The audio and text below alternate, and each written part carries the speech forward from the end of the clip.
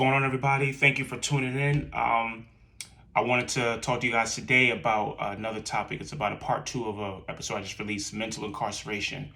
So I wanted to make a second part about it and speak a little bit more about it. Um, as I got up this morning, I was thinking more to myself about like just the term incarceration and stuff and things like that, and how a lot of us we don't deal with the things that are in front of us. So me, I'm a big believer in like my inner me, which is what connects me to God. So there's countless times throughout the day where I'm actually talking to myself. It doesn't mean I'm actually doing this now, but it just means something where if I was tripping on something or whatever, I could just be like, dang, Ron, you was probably could do that a little bit better, or you probably could have gave more.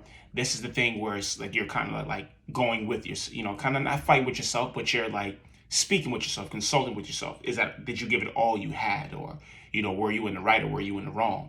And a lot of times how people can, like I said, how you may perceive this is you're talking inside your head. So a lot of times I'm inside my head, I'm talking to my inner me.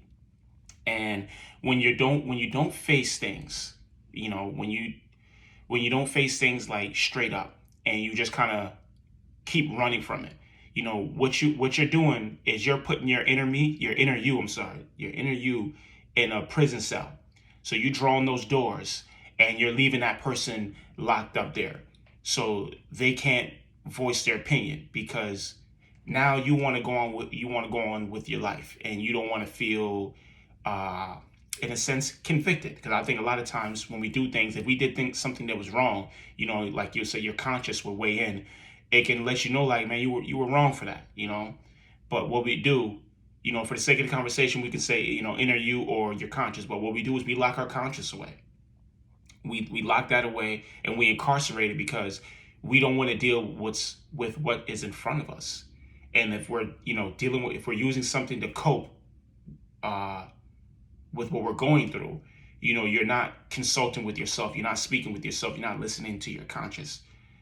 And this really hurts you in it hurts you in the long run, because like I said, no matter what happens in life, you have to deal with it.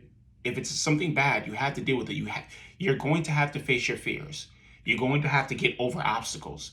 It's an obstacle. It's not even if it's a brick wall, there's ways around it or through it. It's something that you can do to get past that point, because those obstacles are points in your life. They're just stop points or road checks or whatever. They're just things in your life.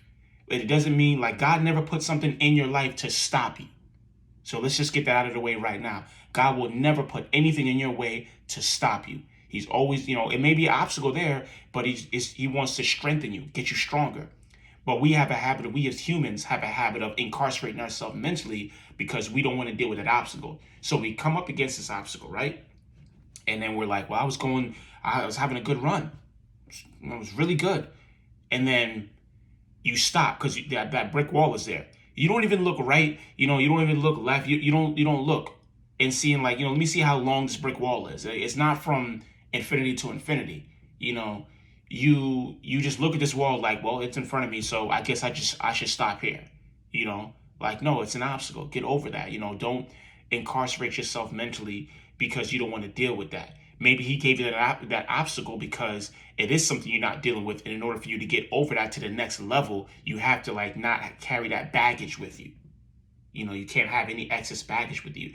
Whenever we get to our next levels in life, you want to come hands free. You want to, so you can be able to perceive everything that this level has for you. So by you just not dealing with your issues up front, and some issues are more difficult to deal with than others. So I'm not going to make it seem like, yo, just get over it. It's just more the thing where whatever it is, if it's a death in the family, you got to deal with it. But, take your time to mourn. If you're dealing with an addiction, reach out to somebody who can help you. But don't just think that addiction is what you're supposed to be doing in life. Don't just wallow in your sorrow, because it's somebody there that overcame that same thing you're dealing with, if not, on a deeper level. They had more going against them. And we can look at these people like, oh, they're like the Michael Jordans, and they had to overcome all this adversity or whatnot, and adversity, sorry.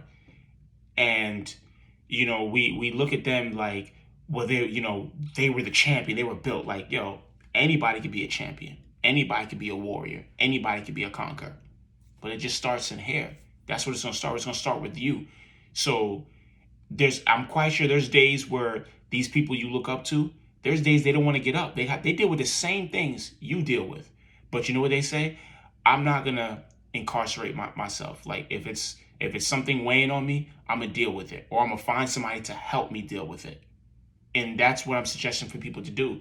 It doesn't mean that you'll be able to deal with every single thing on your own. Like, no, I wasn't able to deal with every single thing by myself. I had to reach out to family members, to friends. I've had a lot of people help me along the way because I did not believe in, I did not believe in incarcerate myself. I didn't do anything wrong. I shouldn't have to lock my inner me away because I don't want to hear what he has to tell me, because I don't want to hear the truth about what's going on. The truth is, if you lost somebody, you lost somebody. Okay, we get it. And it doesn't mean to take it lightly. I'm not saying take it lightly. I'm saying you lost somebody. But I'm saying that life still goes on. You still have living to do to help the next person in front of you or to help your family. So by you just stopping, now you're subjecting everybody to come visit you at that prison now. Because now they have to inconvenience their self. God put certain blessings in you so that you will be a blessing to the next person. But when you're not exercising those blessings, when you're not going, giving it all you got, guess what? Now that blessing is going to go to somebody else. But now that, the person who you were supposed to bless, they got to find ways to, make up for what they lost, because they have a certain desk, a certain calling in their life. And they're going to say to themselves, you know what? I'm not going to give up because I didn't get the baton wasn't handed to me, or the blessing wasn't handed to me. I'm not stopping. Like, I got to go. Like, if God didn't bless me over here, he's going to bless me over there. So, even when it comes to handing the baton off, when you look at that, I forget what sport they call that, forgive me. But when you look at that person in front, the person with the baton is running, and the person in front of them, they start running before they get the baton. They don't wait for the blessing to come to them. They start running before they get the baton, so that when they have the blessing handed to them, they can keep going. So look at it from that point of view. The person who you were supposed to bless, they're not going to sit around and like wait for you. They're not going to just sit there and lock themselves up and be like, well, I didn't get it, so this is where I'm stuck at. No. Just, don't put yourself in that position. You have to constantly be in contact with yourself to learn. And this is how I learned about myself. This is how I grew to be good in so many areas of my life. Was, sometimes I got to check myself like that. Could I have done better today? Could I have given a little bit more? Could I have gone a little bit further? Or even like a recent situation I was in where a person felt disrespected by something I did, and they said, well, why are you doing that? It made me feel like I'm not doing my job. And, and then I felt bad because I explained to him, I'm not saying that. I'm not saying you're not doing your job well. I'm just saying that I was able to take this same work and go to another area to get that same work done, at a faster rate. You're feeling away.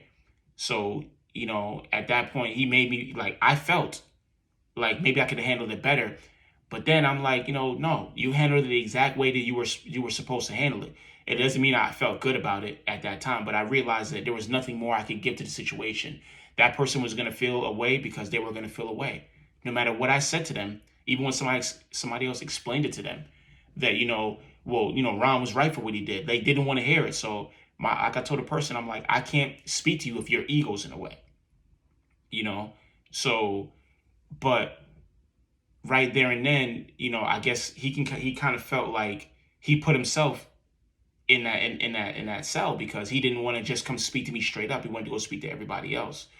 So, like I said, this is like the part 2 to it. Just, be mindful of that mental incarceration, because when you're not dealing with something straight up, all you're doing is locking your conscience away. You're locking your inner me away, and you're not giving it the right to speak with you, to advise you. Your conscience advises you, from right or wrong, and tell you like, we probably shouldn't be doing that.